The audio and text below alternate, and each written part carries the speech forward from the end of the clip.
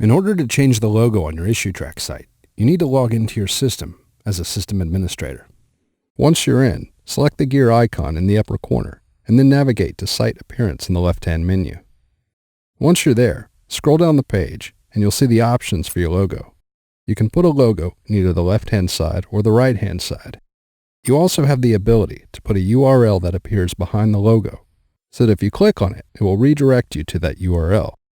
In order to upload a new logo, select Upload New. Then browse. Grab your logo. Select Open. Upload file. It will tell you that your upload is successful, and then you just need to select the update, and your logo will then appear in the left-hand menu. You want to watch the size of your logo. If I go back down and I select Upload New, you'll see it gives you an option that says the graphic file should be 168 by 64 pixels. This is just a best estimate. You'll notice at the top of the page, if the logo is bigger, that section will expand to accommodate that spot. That is changing a logo in Issuetrak.